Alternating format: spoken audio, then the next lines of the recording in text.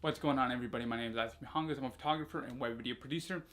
In this video, let's talk note-taking apps. Now, as a former college student, I took quite a bit of notes using from pen and paper to Evernote and Google Drive. But as of recently, I decided not to sell all my information to Google, and I have tried multiple apps across the way after making that decision.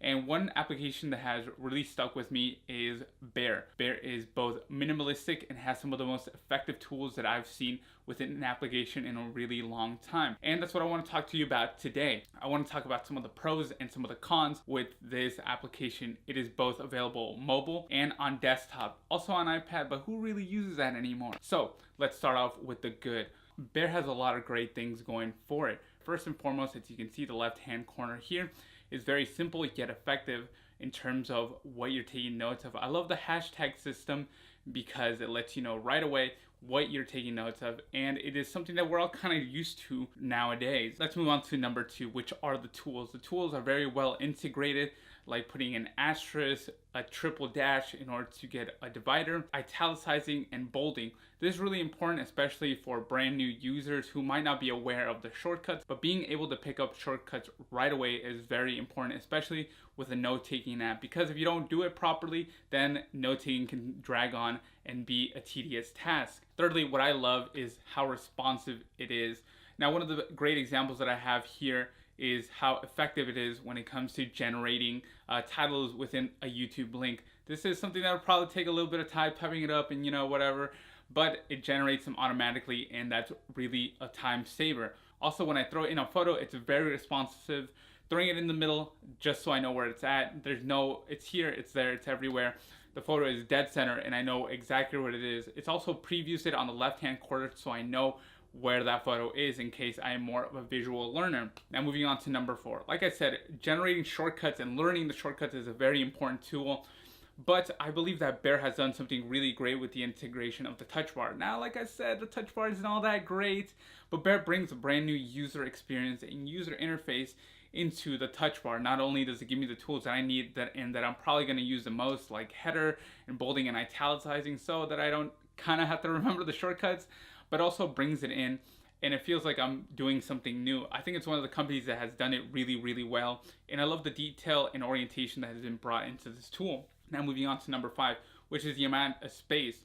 Now, I believe Evernote has a 5 GB limit still, but as I've dragged and dropped photos, I have yet to get a warning from Evernote, so I'm assuming that there is an unlimited amount of space when uploading your notes, which is a really great factor when putting it into the notes, because I am a very visual person, so having a lot of pictures in there is really great for me.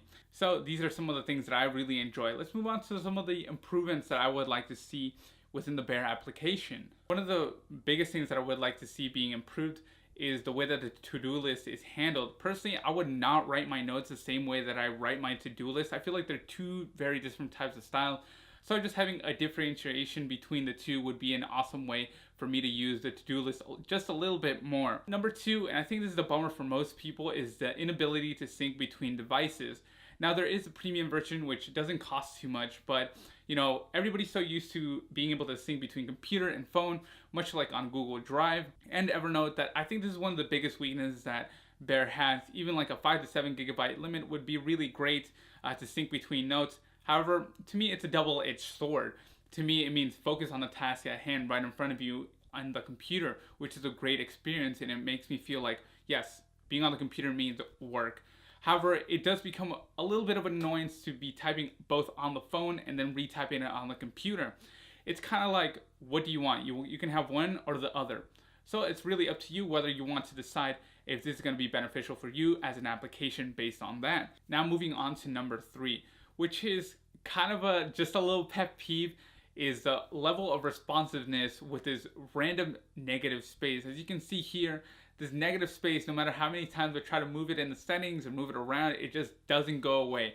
To me, it's just a waste of space, and it's not a very enjoyable experience, especially when I go into full screen mode and there's this middle part that doesn't want to move and it doesn't do anything and it's just there. I just think that Bear thought that this was going to be like a small to the side type of note, but I personally use it for all my notes now. So Bear, if you're watching this and you want to fix that little thing, that would be really awesome. Number four, which is really important, especially if Bear wants to compete with iOS 12 and an already integrated voice memos notes within the Apple ecosystem.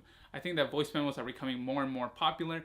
So I think that having this and already being able to be synced between the computer and the phone would be really, really useful. Plus, you'll be able to give more adaptation to different types of learners. This one's the last one, which is the inability to sync between people. So I can't work in a large group. And I think that's one of its weaknesses as well. The ability to work and collaborate with other individuals has become such a big part of what makes Google Drive so attractive and appealing to a different audience and audiences of all kinds and industries. What is my final opinion on Bear? I think Bear is new and a refreshing look at what it means to take notes effectively, especially when they bring in that new user experience with the touch bar. I think in the end, I would really like to see more people use an application like Bear, which really emphasizes a clean and focused, detail-oriented application. I think that more people would use it if it had the sync between two devices and you would be able to collaborate with more people. However, I don't own the company and I'm not the CEO. These are just my suggestions as a user that really loves the experience and really loves what they're doing. If you have used Bear, do you like it? What's your favorite note-taking app? Those are all my opinions. Thank you so much for your time and your attention, and I'll catch you in the next one.